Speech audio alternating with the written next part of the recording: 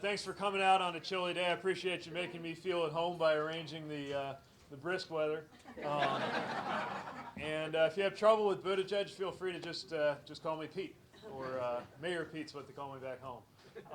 Let me share a little bit about what we're up to, and then we'll use some time, I hope, for some question and answers before we just visit one-on-one. But it's fair game to ask why somebody who is a mayor in his 30s from a city not that different in size than Cedar Rapids would be trying to enter a conversation about the highest office of the land in 2020 at a moment when the stakes around that office are even higher than they usually are. But I guess I'm here to make the case that a millennial Midwestern mayor might be exactly what we need at a moment when what we've been doing isn't working. I come from a community that's not so different than this, a river city, a city with a great industrial heritage, and a city that's really been experiencing a lot of the ups and downs of profound changes that are happening to our economy, to our society, to our government, to our climate, and finding ways to move forward in the context of that kind of change. And I actually would argue that a mayor is unusually well positioned to address some of these issues compared to some of the traditional backgrounds that in the past we have looked at to be table stakes to be in this conversation. So I mean no disrespect to the United States Congress, but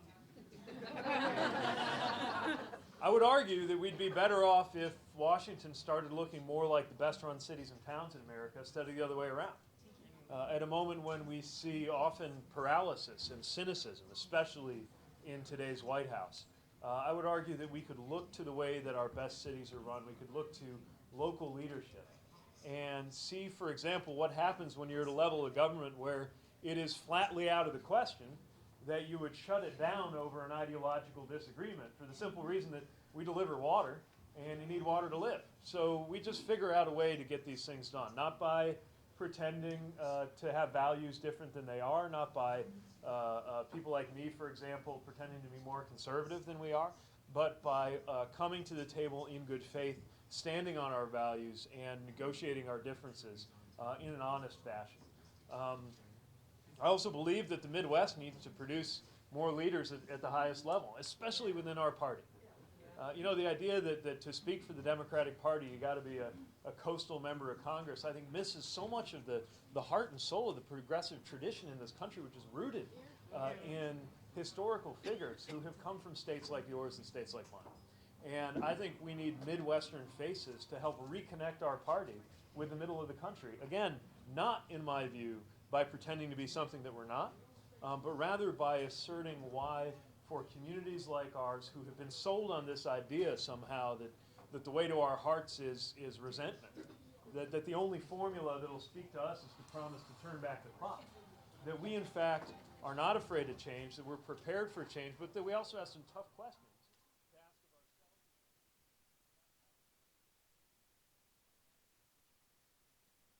of ourselves. South Bend's story is a great example. We were literally written about as a dying city at the beginning of this decade. We were an auto town. We lost a quarter of our people when the auto factories left. And yet, we have been able to grow, to change our future, to attract investment, to rebuild our downtown, to save our neighborhoods. And I can tell you it was not by me beating my chest, going around saying that I alone can fix it. It was by being honest. And an honest politics cannot be one that revolves around the word again. That is a disservice to communities like ours, where people, generations of people, grow up as I did, inhaling this message that the only way to succeed is to get out. When actually so many people like me have found purpose in being part of a return home, and we've actually had a brain game of people who are excited about our communities coming back. So why not a mayor? Why not somebody from the Midwest? And why not somebody from a different generation? I belong to the generation that experienced school shootings. I was in high school when Columbine happened. I belong to the generation that is going to be paying the bills for the unaffordable tax cuts for the wealthiest that were passed by the most recent Congress.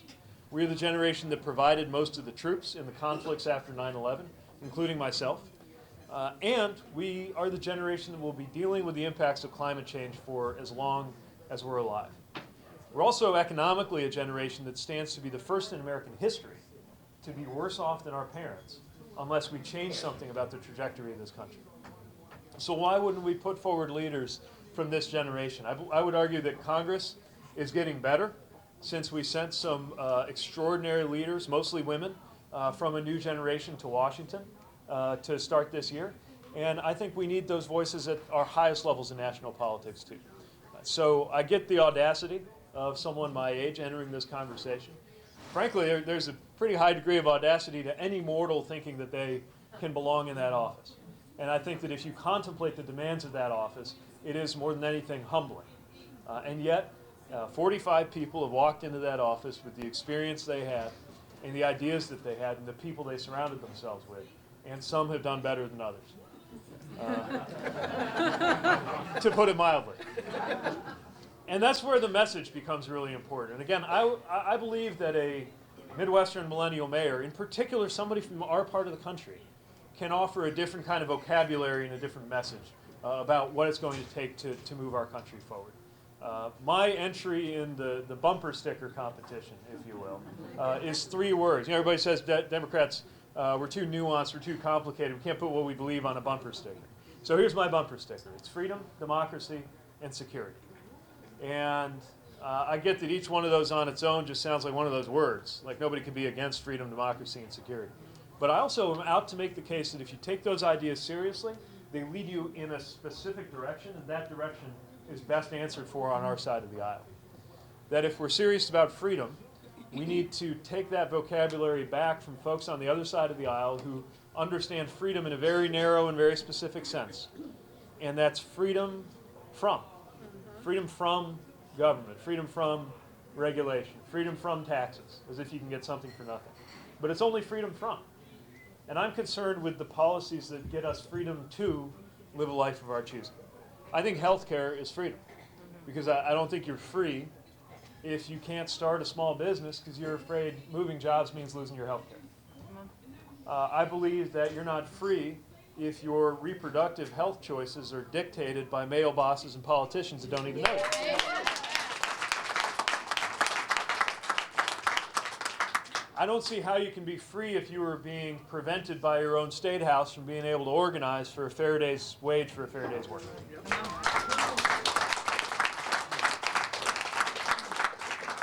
Freedom in my life hasn't been about freedom to pollute something. It's been about freedom to choose my spouse, who's right here, by the way. There he is.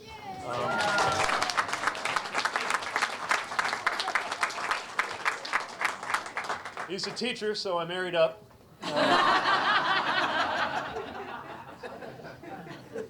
And that unbelievably important thing, the most important thing in my life, exists by the grace of a single vote on the U.S. Supreme Court. So that's what freedom means to me. I think we got to, speaking of the court, talk about democracy. And talk about democracy at a deeper level than we've been willing to. Yes, we've got to do something about money in politics, even if it means a constitutional solution to end Citizens United. Yes, we've got to do something about redistricting, because we can't go on with politicians choosing their voters instead of the other way around. Let's also talk about whether we're truly a democratic country if the Electoral College can overrule the American people twice in my short lifetime.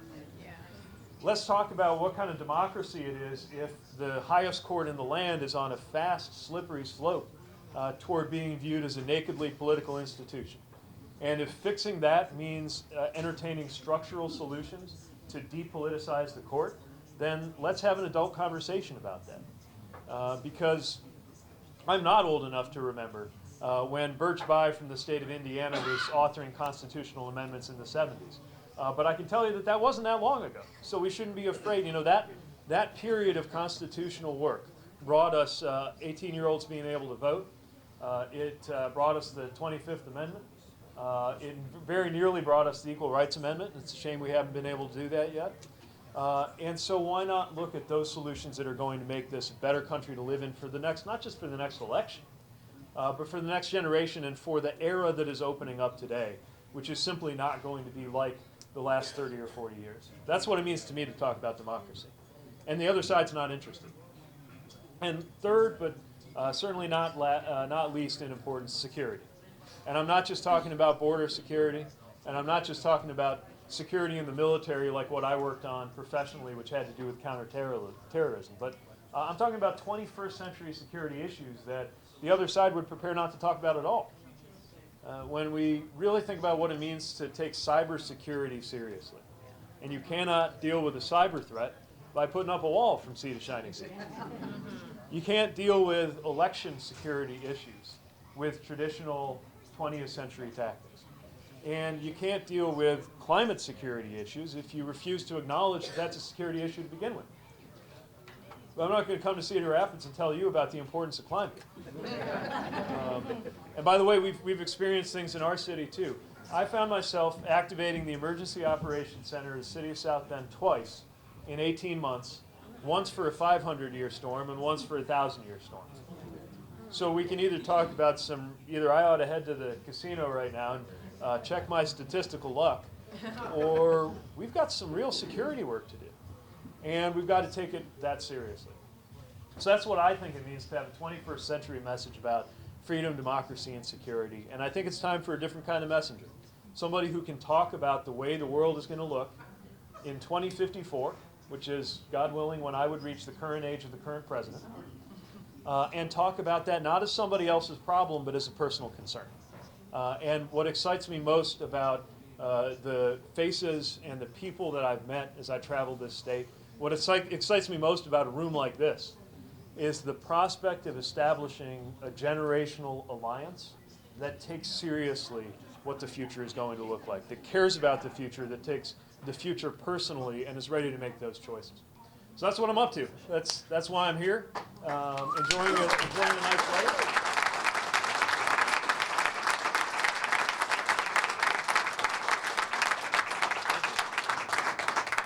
And I'd be happy to take a couple questions before we just get to visiting one-on-one. Yes?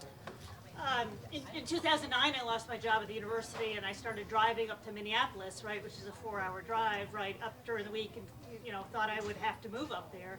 Luckily, after 20 months of doing that, I got a telecommute position, and I'm back home, and have been back for 7 years. But it's a problem with this sort of town, right? People want to live here because it's got a good quality of life. Right. You don't want to be stuck in traffic in Minneapolis. And yet, we need telecommuting, we need small satellite businesses, other sorts of ways to make this work, right? And you probably maybe have some experience of that with South Bend. Yeah, very much so. I mean, your story reminds me of home where, look, there are a lot of changes, and people are going to be changing jobs more and more often. My generation is probably going to change careers more often than my parents changed job titles. And it's one of the reasons why, first of all, we've got to change the stakes of what happens when you have a job transition. It's why universal health care matters. It's why we've got to make sure we have portable benefits, that your world isn't completely upended when you're going through those transitions. And it's why, as you say, communities like ours need to have a diverse range of options to grow into and to grow around. Part of that's quality of life and quality of place. So one of the things I found was when I became mayor, I was under a lot of pressure to kind of buy jobs, to find some package that was going to lure the big plant to move over and fix all our problems. And what I realized pretty quickly was that the kind of plant that would come over if I was just trying to buy them was the kind of plant that would leave 7 years later when somebody else did the same thing. And so, don't get me wrong, we use economic incentives sometimes as a tiebreaker or to make something pencil out that can't quite get there. But we've got to make sure that that the fundamentals are there. And the fundamentals are things like infrastructure and education and safety. And we've got to build that up in a way that makes us all more resilient as these economic changes happen. We didn't walk away from our manufacturing past, but we recognize that it's not going to create jobs in the same patterns that it used to. And we've got to recognize that not everybody's going to turn around and become a computer coder in midlife. That's not how it works. And that shouldn't have to be. So until we have answers that make it possible for people to experience that kind of freedom, to know that you can stay in a community that you care about, even as the job market around you is changing. I think that's one of the biggest things we've got to be prepared for in the years ahead. It's what we tried hard to do in South Bend, and I think we made a lot of progress there. So thanks for sharing the story. Thank you. Yes, on the stairwell. I'm wondering, I appreciate your thoughts about Citizens United. With the thought of money in politics, beyond Citizens United, what are your thoughts about ways to return democracy to people like in this room and away from those who have the money to influence the process? And how do you intend to put your own game? Yeah, thanks for asking. Well, by the way, if anybody's in a generous mood, I'm really, since you asked, I'm really counting on those grassroots contributions because we've made the decision not to accept any corporate PAC money as part of this campaign.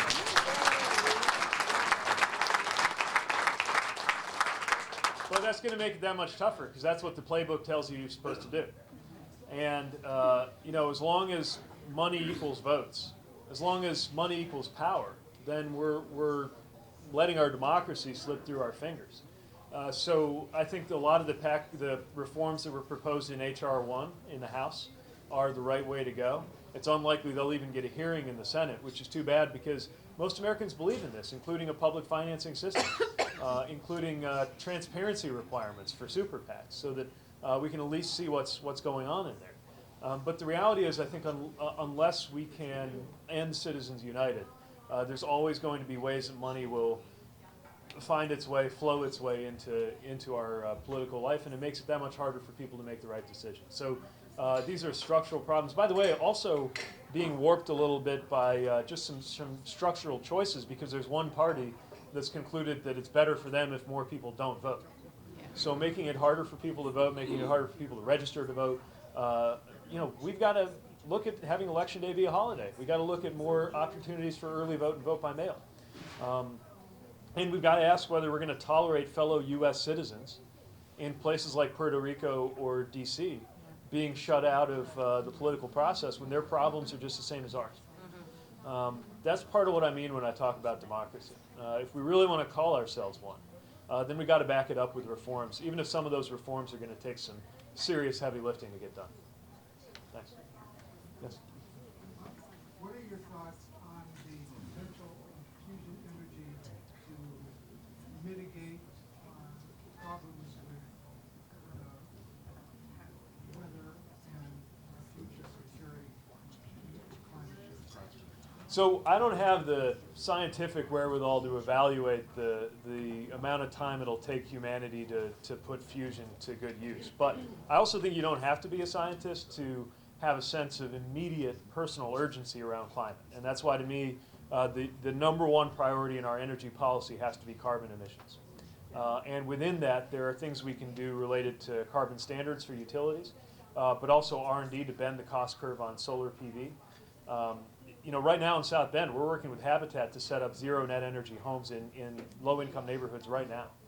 And the reason this is important is that it's not just about our country's energy independence, it's about families' energy independence, and it benefits them economically too. And I think the more we can do on a distributed basis, it won't work everywhere, but the more we can do distributed, the better. But more directly to get to your question, I would say this. If you look at the Manhattan Project or the Apollo program that sent people to the moon, in inflation-adjusted dollars, those amounted to something like $10 billion a year in R&D. And we should be willing to deal with a world historical crisis whose dimensions are no less important than that of a depression or a war. We ought to be willing to put those kinds of resources into the kind of research that will bring us carbon-free power, be it wind, solar, fusion, or waves, or whatever else folks like me can't even get our little heads around. And for those who say, can we do it by 2040, can we do it by 2030? To me, the answer on the correct year to do it has been established by science and economics. And the answer on when to do it is yesterday. Yeah. So it's just a matter of having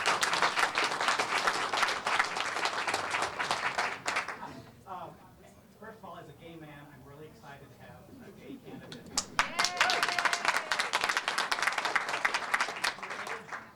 It's refreshing to me. I'm tired of old white. So are we. And especially after last week with the United Methodist General Conference, and I say this as a former United Methodist because I no longer believe to allow myself to be affiliated with that group. How do we combat this? Because the right wing and the evangelicals are going to hammer you. So, what do we do? Look, we got a long way to go, right? I mean, the president thinks he can gain by picking on trans people. Can you think of a more vulnerable person than a transgender student in high school? Just has to go to the bathroom like the rest of us. And I mean, high school is a frightening and intimidating place when you're not transgender, let alone when you are. And so we've got to make sure that we're standing up for folks like that. We've got to have a federal Equality Act so they can't be fired for being gay, which is still an issue around the country. But I'll tell you this much. You know, Chaston and I had the opportunity to get married in our church, an Episcopal church, and it saddens me that not everybody can get there. When I came out, we didn't know what the politics were going to be like. I live in Indiana. Mike Pence was governor at the time. And I just had to do it because I was ready to start dating and have a life. And it was the middle of a re-election year. And I just said, you know, to hell with the politics, we're going to do this. And in a socially conservative community, I got reelected with 80% of the vote.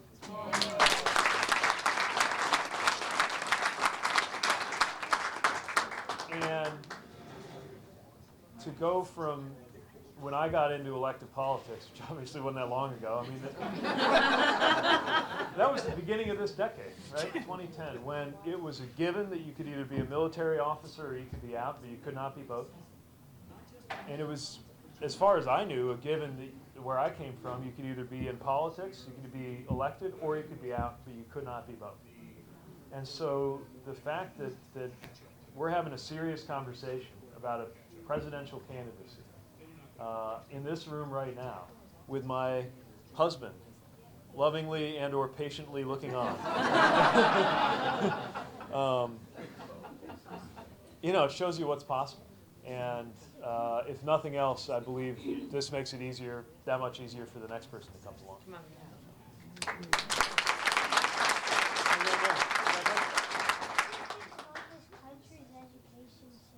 Great question. Great message. Well, I think it's one of the most important things we can work on. What grade are you in right now? Third grade. All right. So, you know, one of the things we count in order to know how this country is doing is how many students in third grade are doing okay at reading. And you might feel like that's about how you're doing, but it's about how we're doing. How good of a job have we done in setting up a school system and teachers that are going to do right by you and help you learn? And so, frankly, I'm worried. I'm especially worried that some of our public schools don't get the resources that they need. And also our teachers. You want to guess who? I'm going to make a list of 5 different kinds of jobs. Mayor, doctor, bartender, union plumber, teacher.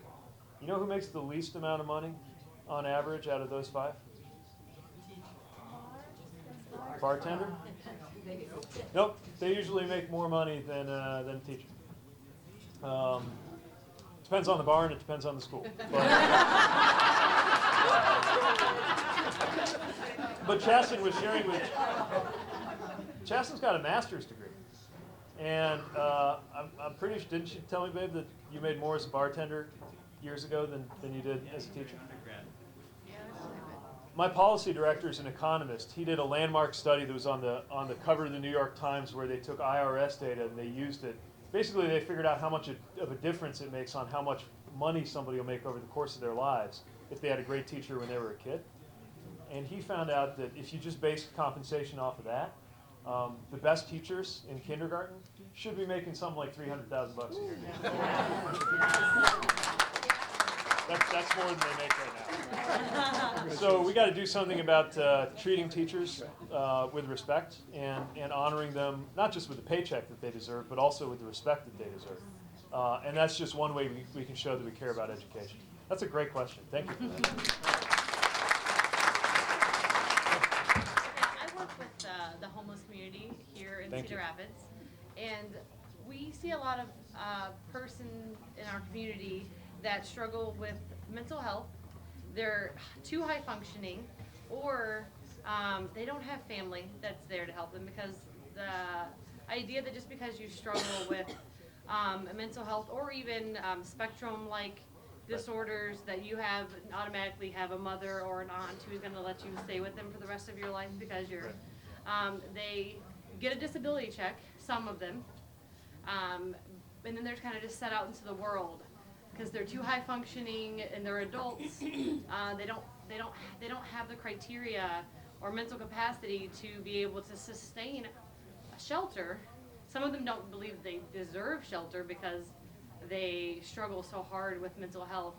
And it's heartbreaking when we have to say there's really nothing aside from maybe daily shelters that sometimes are low barrier and they're at a disadvantage to be in a highly vulnerable people.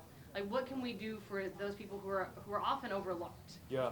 You know, because they are too high functioning to be in any kind of help, but not enough to manage themselves. I got a friend that I grew up with who's in exactly that situation. Luckily, right now, his family's been able to take care of him, but you know, he's my age, which means his mother's my parents' age, and they're wondering what they're going to do for the long term. There's a kind of tactical set of answers, and then there's a very big picture set of answers. So tactically, I mean, first of all, we do need things like permanent supportive housing for the hardest to house, and we have expanded the number of low barrier shelter beds in South Bend. We're not there yet. Not just shelter beds, but permanent supportive housing units. Because it makes sense. You know, the idea that you got to resolve everything that's affecting somebody before you put them indoors just doesn't add up for us right now. And we've got to have more resources that are targeted towards, by the way, some of it goes back to the education system, right? And special education resources.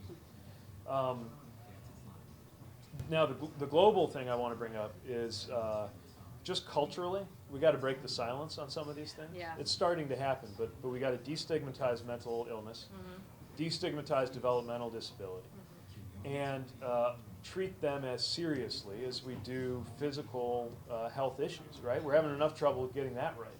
But we got to make sure that we take seriously, I mean, mental health issues affect, well, several things that are very close to my heart, right? I mean, LGBT folks are affected disproportionately. Veterans are affected disproportionately.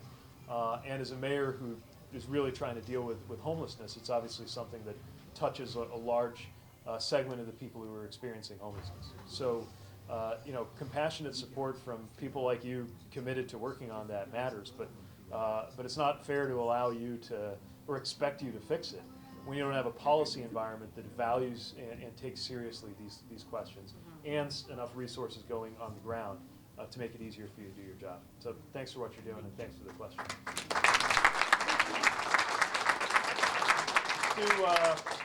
Probably two more, and then we'll visit until it's about time to wrap. Yeah. I was wondering what your stance is on like mega corporations, as far as like as a small business owner. Yeah. Both of my small businesses are highly affected by like mega corporations. I wondered what your stance is on that. Yeah, I mean, this is something that's making it tougher for mayors like me and cities like ours to have a thriving Main Street, right? And that's what so much of the life of our communities is about. I think a lot of it has to do with how we structure corporate governance. So is it just about maximizing global shareholder return, or do we expect some social value to come out of these companies too? And by the way, a lot of the small businesses that I work with, they don't mind a chance to, you know, they're happy to compete, just want to compete on a fair playing field. And the real problem with the concentration of business and the concentration of wealth is that in our political system, partly because of the condition of our democracy, it turns into a concentration of power, right? Because they are able to, especially by the way at the state level, I mean even more than federal, it's amazing what they can get away with in just kind of bending that playing field to make it harder to get by.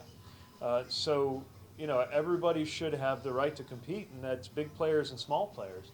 But that means that policymakers have to make choices that keep that playing field level. And as long as we have money in politics playing the role that it does, I don't think that it's going to happen. And it's one of the reasons why we need to do that structural reform, or else our economy is just going to go the way of our democracy. Yes. I have a two-part question. First is, I think that our politics changed radically in the 80s when Reagan convinced so many people that the problem was the government, and that the government couldn't do anything right. So I'd like to know how you would address that question. And second, which I think is related, what do you think the top tax rate should be for the wealthiest Americans? Yeah. So let me take the second one first. I haven't done all the math yet because I don't know how much revenue I'm going to propose that we try to raise, but I'll tell you this. I think most of us get that the top marginal income tax rate probably needs to go up, that some people just aren't paying their share. And by the way, would be able to do so and be fine. And many of them didn't ask for this cut to begin with. But I would couple it with a wealth tax. We can quibble over the numbers, but it's not that different from property taxes. And you know, if we got to choose between taxing work and taxing wealth, I'd rather be taxing wealth within reason. You know, and also, you know, there are a lot of folks getting. Look, you have to have some kind of financial sector, but there are a lot of folks getting preposterously wealthy off of millisecond long differences that algorithms exploit in these transactions that it's not possible. I mean, I studied economics for quite a while, and I can't figure out where, if at all, you can find any concrete value that any of these transactions contribute to our economy. Maybe we ought to be taxing those. And so it's why I think it's a healthy time to have that financial transactions tax conversation. So we'll have to layer this and come up with the right package that allows the economy to continue growing but gathers the revenue we need. But what I know for sure is if we disinvest in education and infrastructure like we've been doing, then you're going to see this little discussed and extremely important American number in our economic statistics get worse, and that number is productivity growth. It used to be we could do all kinds of tax cuts or spending or whatever. We'd always grow our way out of it because productivity went up so much. That's slowing down, as you might expect when you cut research, cut education, and cut infrastructure. So if we're not dealing with that, if we're not funding that and investing in that, then I think we can expect to see more of the same. And I guess that's part of how I answer your first question. Let me mention a strategic thing and then a kind of philosophical thing. The strategic thing is conservatives were really good at this. I mean, they didn't just try to win this election or win that policy battle. They decided to pull the entire country to the right, the whole country. So that while in the 50s you had Eisenhower building interstates and warning about the military-industrial complex, and in the 70s you had Richard Nixon talking about a negative income tax, by the 90s you had Democratic presidents doing Republican things. That's what victory looks like. And so on our side, we got to stop arguing over whether our policies are halfway to the other folks' policies or further away, and start talking about our values and convince people of the values. Because they convinced people that government was the problem. And then they managed to win not an election, but an era. So how do we respond to that? To me, that's why it's so important for us to talk about our vision of freedom. And it's not about make government bigger or make government smaller. It's about the idea that good government can secure our freedom just as much as bad government can infringe on it. And often that means making investments together. It means asking you to pay something out so that it can be returned to you in the form of a safer, healthier, better, more equitable country. And I think most of us, if we had confidence that that's what government could deliver, then most of us would be more than willing to pay into that the same way I can get folks to pay into keeping a fire department and police department and pothole filling crew up in the city of South Bend. But that's how we got to shift the vocabulary. All right, last one and then we'll wrap. I am a board member for Planned Parenthood here in Iowa, and I'm very curious what you would do in your first 100 days in office, particularly for women, whether it be healthcare, ERA, you pick. Yeah, one. Give a lot of options. I mean, you know, we should reopen the conversation about the ERA. I think that, you know, now, maybe it's, I know I'm like the young guy and that sounds kind of retro, but it was a good idea then, it's a good idea now. I think that we need to talk about pay transparency. Just the transparency alone, I think will get you 3/4 of the way there, right? If employers have to report on the disparities. I think, I don't mean to characterize this as a women's issue only, but I do think that all Americans, especially women, are better off when we do paid family leave. And we introduced it in the city of South Bend for our employees because the state wouldn't let me impose it as a community standard, but at least we decided to lead by example. Needless to say, we need to get, frankly, male politicians like me out of reproductive health care decisions and have policy that reflects that. and maybe more than anything, we need to move toward a Supreme Court that doesn't, accept the theft of Supreme Court seats, and where each vacancy doesn't turn into an apocalyptic ideological battle, but we can take the partisanship out of it. Because less partisan courts tend to actually rule in more progressive ways over time. And there's some different strategies on how to do it, but I think we got to do it. So, oh, and one other thing. And I get that I'm a dude running for office. But, look, we make better decisions when more women are in positions of power. Not just fairer decisions to women, just intrinsically better. My old employer did a survey, we're a consulting firm, we did a survey of boards of major companies. The ones that had better gender diversity were actually more profitable. They just made better decisions. So that's kind of how we run things in the mayor's office in South Bend. There are more women in senior positions of responsibility than not. It's definitely made us a better workplace, and obviously we would expect to see that be the case in a future White House too.